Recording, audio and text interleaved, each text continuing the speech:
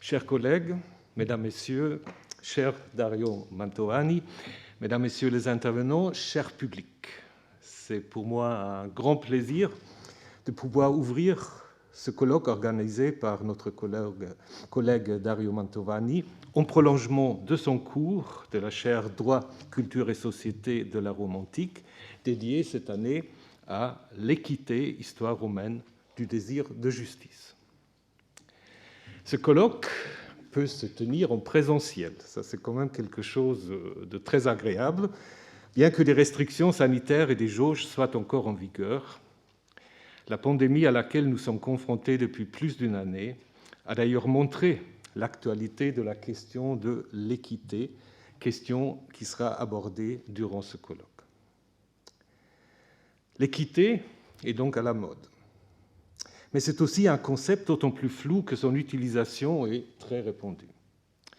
Si les deux mots égalité et équité ont la même racine latine, leur sens n'en est pas moins différent.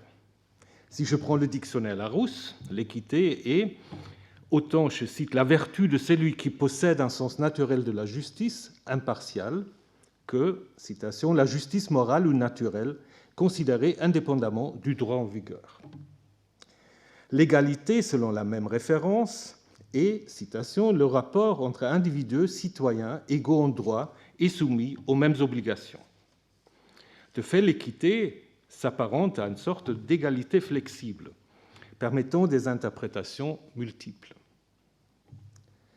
Que ce soit en fonction de la situation de celui qui parle ou qui est concerné, d'impératifs divers, économiques, sociaux ou d'autres. Je vais parler un peu du droit, j'ai un peu peur devant des juristes éminents, mais bon, enfin, je me lance. Tout droit comporte un ensemble de règles. Les règles juridiques sont une garantie essentielle de la justice, comme elles le sont de la liberté. La justice institutionnalisée est représentée avec un bandeau sur les yeux, vous l'avez, un peu de dos ici. Elle ne doit pas voir les justiciables. Elle est en quelque sorte mécanique, comme en témoigne la balance qu'elle tient entre les mains. Pourtant, dans certains cas, l'application stricte du droit peut donner le sentiment d'une injustice. Summum ius, summum injuria, selon un adage attribué à Cicéron. La règle juridique peut négliger les aspirations contemporaines ou la situation des hommes et des femmes auxquelles on l'appliquerait. Et c'est ici qu'intervient l'appel à l'équité, concept certes vague, mais qui met en lumière l'inévitable imperfection du droit. Elle peut être invoquée dans diverses circonstances pour compléter, corriger, humaniser le droit, l'économie, les parcours scolaires, professionnels, etc. L'équité considère les personnes auxquelles s'applique une règle et évalue quelles conséquences résulteraient pour elles de l'application stricte de cette règle. Permettez-moi de citer une disposition du Code fédéral suisse des obligations de 1912. L'article 442 permet au juge, lorsqu'une personne a causé involontairement un dommage, de réduire équitablement l'indemnité qu'elle devrait verser lorsque la réparation intégrale du dommage l'exposerait à la gêne. Compléter le droit, pourtant, ne suffit pas. Celui qui entreprend cette tâche est naturellement amené à le corriger, à le reformer, à le mettre en accord avec les besoins de la société ou les exigences de la conscience de l'époque. Permettez-moi à ce propos une réflexion sur la nécessité d'une actualisation constante de la loi qui se base sur deux textes bibliques.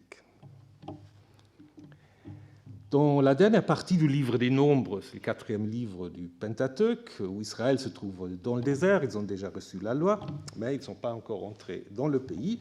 Au chapitre 27, on raconte comment 5 filles d'un dénommé Tselophéade se présentent devant Moïse et réclament le droit d'héritage pour des femmes, car leur père est mort sans avoir eu des fils.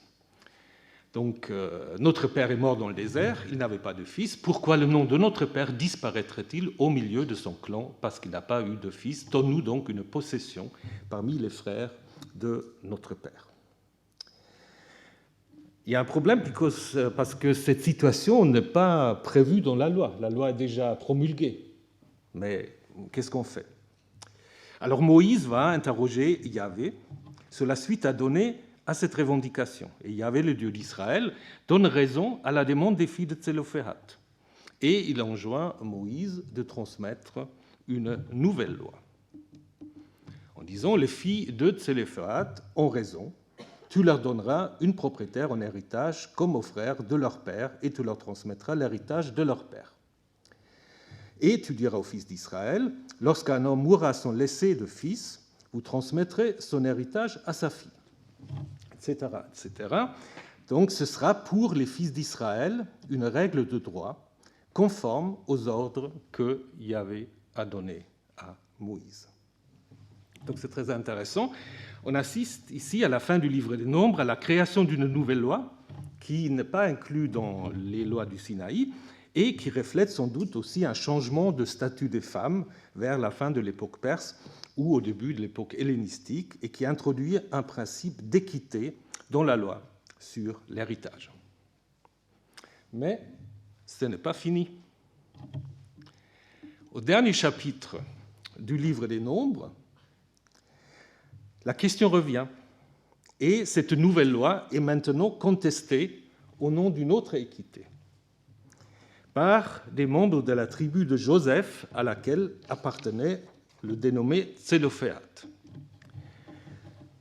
Ceux-ci, en fait, objectent à cette nouvelle loi que si les filles de Tselophéhat épousent des hommes appartenant à d'autres tribus, leurs terres passeront également à ces tribus, ce qui signifierait une perte économique pour la tribu de Joseph.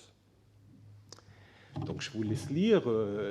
Yahvé a ordonné de donner les pays aux fils d'Israël en partageant par tirage au sort, et mon Seigneur a reçu de Yahvé l'ordre de donner le patrimoine de notre frère Tselophéhat à ses filles. Or, s'il épouse un homme d'une autre tribu, leur part sera retranchée du patrimoine de nos pères et s'ajouterait à celui de l'autre tribu.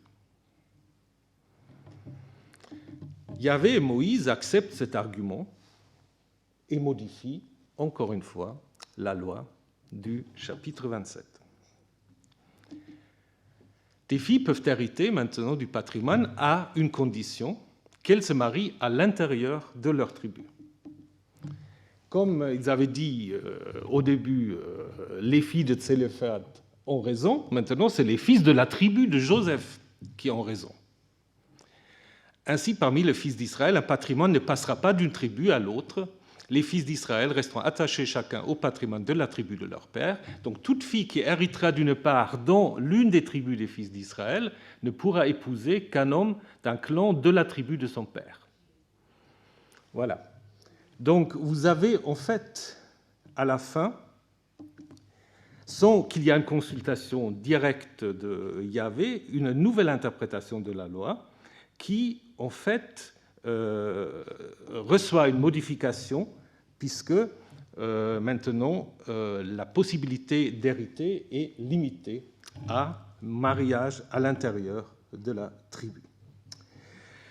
Donc, le livre des Nombres, en fait, se termine ainsi, c'est le dernier chapitre de ce livre, par ce travail d'actualisation pour montrer la nécessité d'une interprétation constante de la loi au nom de l'équité. Voilà, l'objet du colloque qui est organisé par Dario Mantovani, aujourd'hui et demain, est de montrer justement la présence, la fortune, les transformations de la notion d'équité dans plusieurs domaines anciens et contemporains. On parlera de la rhétorique à la philosophie, de la santé publique à l'économie, de l'environnement aux algorithmes. Et chaque intervenant est invité à faire comprendre à ses collègues d'autres domaines quel sens ou quel rôle a pris la notion d'équité dans son propre champ, ce qui permettra de mieux cerner cette notion qui me semble très importante, mais pas toujours facile à saisir. Voilà, je vous souhaite à toutes et à tous un très très bon colloque, et je donne maintenant la parole à Dominique Charpin qui va présider la première partie de ce colloque. Merci beaucoup.